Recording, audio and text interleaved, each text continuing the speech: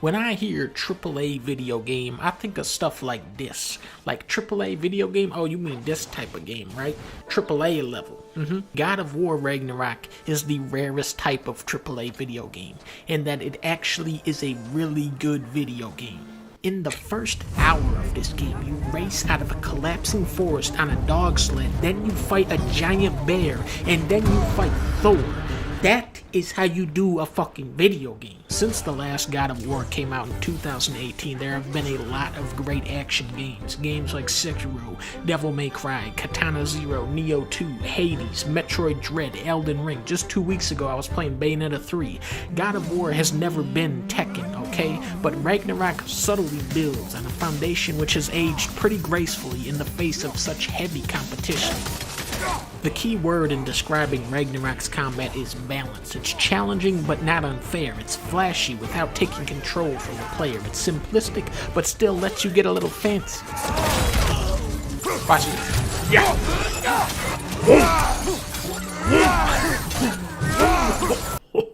Now watch this. I'm gonna hit this man with the Looney Tunes surprise. Where'd the floor go? One of my biggest criticisms of the last God of War is how it would recycle a lot of its mini-bosses. This game does not do that. This game, you know Funko Land? These guys went to Fucko Land on these bosses. I went into this game expecting the sequel to God of War, but really what we got here is the sequel to God of War and then the sequel to that game. Ragnarok is God of War 2 and 3 in one game. That's how many crazy boss fights are in this. My favorite boss, I don't want to spoil it, but your goal is to break a big cauldron. If there's one obvious flaw with God of War's gameplay, it's the traversal.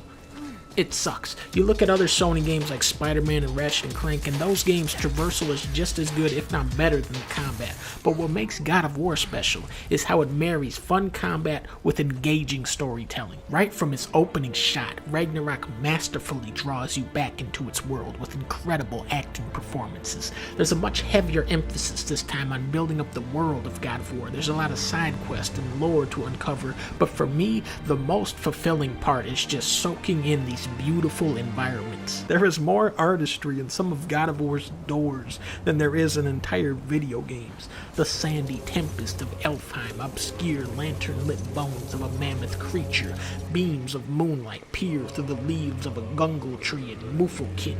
Heat seems to ooze out of the screen in the bubbling pits of Lava Island from Mario 64. There are so many creatures and little details everywhere in this game that sometimes you just have to stop and savor it all. Yes, this is the 700th open world game where you lead a rebel force against a tyrannical dictatorship. You've seen this story before, but you've never seen it executed on this level before. This is big budget blockbuster entertainment with little interest in rehashing the previous game's story. There is some dialogue that'll make you groan. Everything's okay, right? Yeah, I'm just in a magical forest that shouldn't exist, talking to another giant, and she's... Boy. The scope of this game is much wider than the original, bringing back the original cast while introducing many new faces like Angrboda, Tyr, Ymir, Mimir, Fenrir, Munkel, Mumra, and the funny squirrel guy that I like. Simply throw your axe and strike the chimes, and I will attend to your needs. I am already here, Master Kratos. Perhaps there was some confusion. This is for calling me out here, not for when I am here. Do you just like hearing the sound of the chime? In the last game, the plot was to take the mom's ashes up a mountain. In this game, the plot, I give up. You definitely lose that simplicity and focus from the last game, but there's a new kind of fun in trying to detangle such a massive web of characters. Kratos? Snack? I do not need a snack. Ragnarok is Dr. Phil's greatest episode. It's a story about 3 fathers, 3 mothers, and 3 children. 2 parents want to shelter their children. Another 2 are depressed because their sons got killed by the other dad. Then there's the fun dad. He's the most evil one of them all. After the game, Loki is impregnated by a horse. That's what it says on Wikipedia. Fuck. With so many characters taking the stage, it's a miracle that it doesn't collapse. It's a very segmented story with a lot of video gamey distractions in between. Destroy 4 rat nests. But just when I think I'm out, they pull me back in. While it all hinges on this massive battle, the story unfolds more like an intimate mystery, giving its incredible cast many scenes to flex their acting muscles. Just like The Matrix, God of War Ragnarok is a technologically advanced thrill ride where rebelling against prophecy only seems to seal your fate. It may not be high art, but it is definitely high entertainment, showcasing many talents at the peak of their powers. This game will surprise you, it'll make you laugh, it might even make you tear up, and it will keep your hands glued to the controller all the way until its action-packed finale. When the credits finally rolled on this massive conquest, there was only one thing I could say: God damn.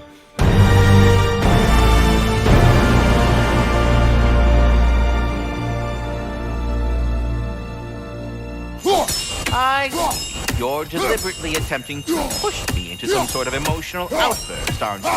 Well, I'm not so easily swayed, my good man. Stop! Stupid chime! Oh dear. I'm sorry. I don't know where that came from.